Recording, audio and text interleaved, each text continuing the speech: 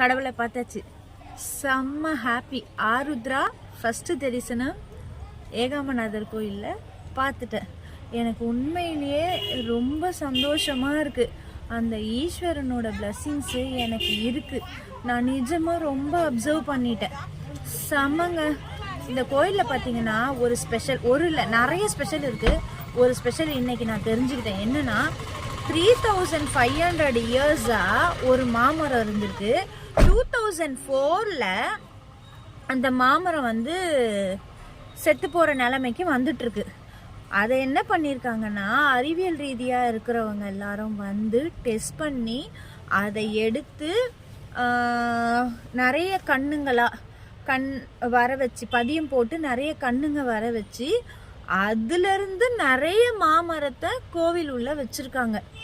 அந்த இது அழியவே கூடாது, 3500 வருஷமாக இருந்த மாமரம் அழியவே கூடாதுன்னு அதுலேருந்து நிறைய கண்ணுங்க வச்சு நிறைய மாமரம் இருக்குங்க. அதுலேயும் ஸ்பெஷலாக வந்து நம்ம சிவபெருமான் வந்து லிங்க வடிவமில் இருக்கிற ஒரு காட்சியை வந்து அந்த மாமரம் கீழே வச்சு அங்கே ஒரு கோவில் மாதிரி கட்டியிருக்காங்க. செம. அதே மாதிரி இங்கே வந்து அம்பாள் தனியாக இருக்க மாட்டாங்க. தாயாரும் அப்பாவும் வந்து ஒன்றா தான் இருப்பாங்க. தாயாருக்குன்னு தனி சன்னதி கிடையாது. இந்த மாதிரி நிறைய விஷயங்க இருக்குது.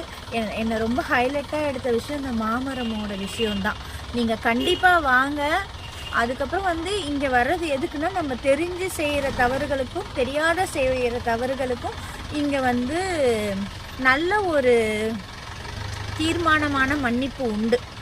அதனால நம்ம தெரிஞ்சு செஞ்சுருந்தாலும் சரி, தெரியாமல் செஞ்சுருந்தாலும் சரி, கடவுள்கிட்ட ஒருத்தர் தவறு செய்கிறாங்கன்னு வச்சுக்கோங்களேன், யாருமே வந்து வேணும்னு செய்ய மாட்டாங்க. சூழ்நிலைகள் தான் வந்து ஒருத்தரை தவறு செய்ய வைக்கும். ப்ளீஸ் யாராக இருந்தாலும் அதை அண்டர்ஸ்டாண்ட் பண்ணிக்கோங்க. யாரையும் தப்பாக நினைக்காதீங்க.